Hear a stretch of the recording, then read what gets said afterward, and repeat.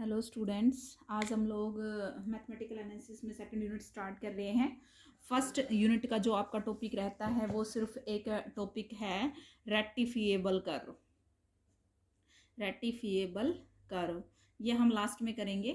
तो अब हम सेकंड यूनिट को स्टार्ट करते हैं। तो सेकंड यूनिट में जो आपका मैथ है बीएससी का, वो काम आएगा सीक्वेंस एंड सीरीज। सीक्वेंस, क्योंकि छोटी छोटी चीज़ें हैं सीक्वेंस सीरीज की, वो बार बार नहीं बताई जाएंगी, वो आप लोग अपनी बुक से सीक्वेंस एंड सीरीज से देखोगे। ठीक है, तो फर्स्ट ऑफ ऑल हमें ये पता होना चाहिए कि सीक्वेंस क्या होती है और सीरीज क्या होती है। तो सीक्वेंस क्या होती है? सीक्वेंस इज ए फंक्शन, एक मैपिंग ही होती है जिसको हम सीक्वेंस बोलते हैं।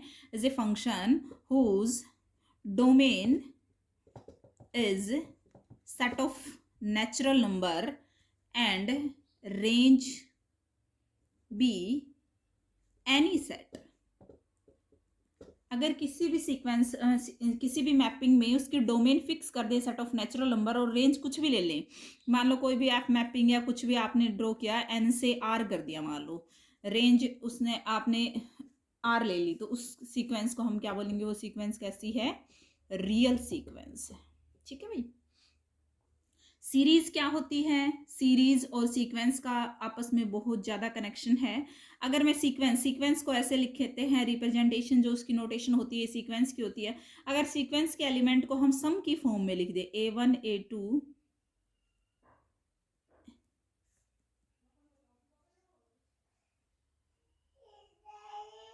अगर सीक्वेंस के एलिमेंट को हम सम की फॉर्म में लिख दें तो वो बन जाती है हमारे पास सीरीज।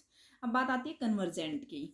तो सीक्वेंस कब कन्वर्ज करती है और सीरीज कब कन्वर्ज करती है? सीक्वेंस यानी कि एन, कोई भी सीक्वेंस के भी बहुत सारे टेस्ट पढ़े होंगे आपने, डीएलएम्बर्ट रेशो टेस्ट, नहीं ये तो सारे सीरीज के। सीक्वेंस भी कब किसी भी नंबर पे कम कन्वर्ज करेगी? Limit n tends to infinity, n is equal to कोई भी फाइनाइट नंबर आ जाए, तो उस केस में हम बोलते हैं कि वो सीक्वेंस क्या करती है? कन्वर्ज करती है। ठीक है, तो और लेकिन सीरीज कब कन्वर्ज करती है? जब किसी भी सीरीज का पार्शियल सम कन्वर्ज करता है।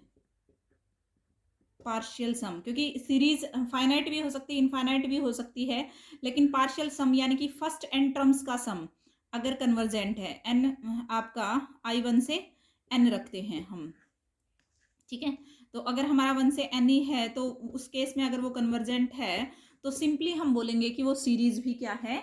कन्वर्जेंट है। ठीक है, सीरीज की कन्वर्जेंस डिपेंड करती है उसके पार्शियल सम पे। और सीक्वेंस जो है वो बाय डेफिनेशन आप बोल सकते हो कि epsilon greater than 0 there existed, कोई भी एक नंबर एग्जिस्ट करे n greater than equals to m such that a n minus l mod value less than epsilon 4 और n greater than equals to m. ठीक है, या फिर वैसे कहें तो limit n tends to infinity, a n is equal to कोई finite quantity. So अब स्टार्ट करते हैं अपना सिलेबस। तो हमारे सिलेबस में क्या है? सबसे पहले जो डेफिनेशन है वो है A is subset of R and suppose that N belongs to set of natural number, there is a function. Function define किया यहाँ पे, वो फंक्शन क्या है हमारे पास नोटेशन में? एफ एन, ए से R, then fn is called the sequence of function। fn को क्या बोलेंगे? fn is called sequence of functions on a पे बोलेंगे। ठीक है, a कोई भी सबसेट है आपका r का। ठीक है, for each x belongs to a this sequence gives rise to a sequence of real numbers, namely the sequence fn x। ठीक है, हर वैल्यू जो x a में बिलोंग करती है, each x belonging to a, उसके लिए हमारे पास F N X sequence of real number, क्योंकि आपको पता है इसकी रेंज सेट क्या है? रियल है। उसके बाद नेक्स्ट डेफिनेशन है कि a is subset of r है, f n is the sequence of function on a, और a नोट भी a का सबसेट है। एंड सपोज जो मैपिंग f है वो मैंने डिफाइन किया a नोट से r, then the sequence is said to be convergent, is convergent to f on a note। ध्यान से देखना, if for each x belonging to a note the sequence fnx converges to fx।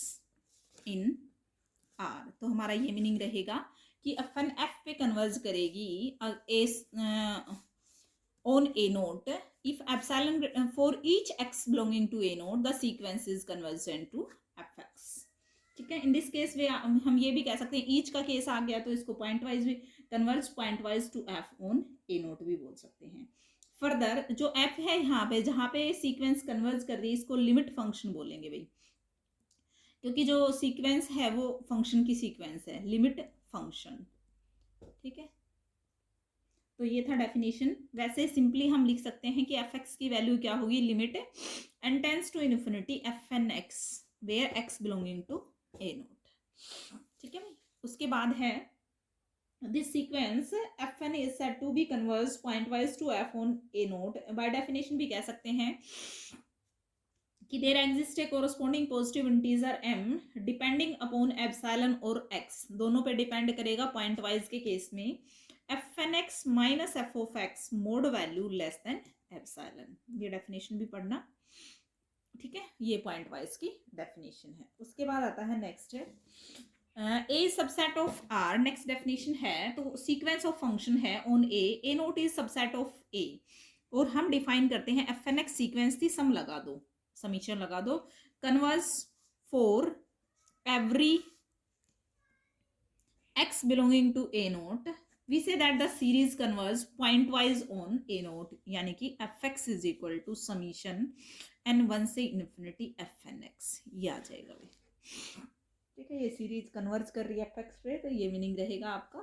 ठीक है, pointwise the series said to be converge pointwise to f on a naught and f is called the sum of the series। और इस case में, उस case में तो limit function बोलते हैं, इस केस में हम क्या बोलेंगे, sum of the series। And now the question arises, if each function of sequence fn has certain properties such as continuity, differentiability, integrability, ठीक है, कि इस फंक्शन के पास जो fn है इसके पास क्या क्या प्रॉपर्टीज है, वो ट्रांसफर कितनी प्रॉपर्टीज fn के पास, सबसे पहले लिमिट, कंटिन्यूटी और इंटीग्रेबिलिटी है या नहीं, उसके बाद कितनी f पे क्योंकि fn f पे कन्वर्ज करता है तो कितनी f के ऊपर ट्रांसफर्ड होती है, लिमिट फंक्शन पे ट्रांसफर होती है। We shall see that in general there is it is not true, we shall find the point wise convergence is usually not strong enough to transfer any of the properties mentioned above from the individual term fn।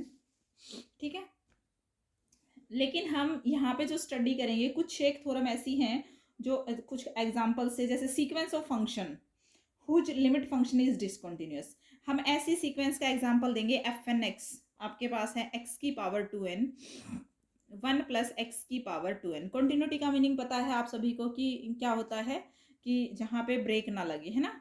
तो ये आ गया आपके पास 1 2 3 4 5 से कुछ भी put कर लो, ये फंक्शन क्या है आपके पास, F N X sequence of function है। ठीक है, कंटिन्यूटी है इसके अंदर, तो आपको ये प्रूव करना ही है जहाँ पे कन्वर्ज करेगी वो वहाँ पे डिसकंटिन्यूटी अराइज होगी। ठीक है, हमने यही पढ़ा था कि इसके ऊपर कितनी प्रॉपर्टीज लगाएंगे और जो ट्रांसफर होके जाएंगी एफ एक्स पे वो कितनी जाएंगी, हमें ये स्टडी करना है। एक्स यहाँ पे आर में बिलोंग करता है, तो देखो भाई यहाँ पे सीधा सा अगर आप किसी ने सीक्वेंस सीरीज अच्छे से पढ़ रखा है तो वो एक्सप्लेन कर सकता है। अब हमें करना है limit n tends to infinity f N x, वो आएगा हमारा एफ एक्स और उसको डिफाइन करना है। ठीक है, अगर मैं मोड एक्स की वैल्यू लेस देन 1 लेती हूँ और मोड एक्स 1 लेते हैं और मोड एक्स ग्रेटर देन 1 लेते हैं, सारे केसेस आ जाएंगे इसमें। 1 पे देखो, अगर एक्स मोड एक्स में 1 लेती हूँ तो 1 की पावर 2n 1, ठीक है, कितना हो गया 2 और 1/2, इस केस में तो ये आ गया। जब मैं मोड एक्स की वैल्यू लेस देन 1 लेती हूँ, कुछ भी ले लो आपकी मर्जी है, 1 से छोटा ले लो, 1/2 ले लिया तो 1/2 की पावर 2n अपोन में 1 प्लस 1/2 की पावर 2n, n को भी कुछ पुट कर सकते हो, अदरवाइज 1/2 की पावर, इसको मैं क्या लिख सकती हूँ 2n, 1 की पावर 2n तो क्या हो जाएगा 1 प्लस 1/2 की पावर 2n। ठीक है, ये आ जाएगा आपके पास। उसके इसमें limit n tends to infinity और है आपके पास इसमें, तो ये हो जाएगा आपके पास, इसको कॉमन निकाल दो, 1/2 की पावर 2n, नीचे से भी 1/2 की पावर 2n, तो ये बचेगा आपके पास। इस केस में आ जाएगा 2 की पावर 2n प्लस 1 और ये कैंसिल आउट हो जाएगा। Limit n tends to infinity रहेगा, ठीक है। और ये हो गया 2 की power infinity infinity 1 by infinity 0, तो इस केस में आ गया 0। अगर मैं मोड ऑफ एक्स को ग्रेटर देन 1 लेती हूँ, कुछ भी ले लो, 2 ले लो, ठीक है, तो उस केस में आप क्या रखोगे इसके अंदर, ठीक है, उस केस में आप रख के देख लो, इसमें कुछ भी रख सकते हो, ठीक है। तो इस केस में देखो, इसमें मोड में मतलब यहाँ पे हमारे ऊपर यहाँ दिक्कत नहीं है, क्योंकि x की पावर 2 है ना, n को 1 रखोगे तो भी इवन पावर आ रही है, और इवन पावर सभी को पता है माइनस की और प्लस की दोनों सेम होती है, ठीक है।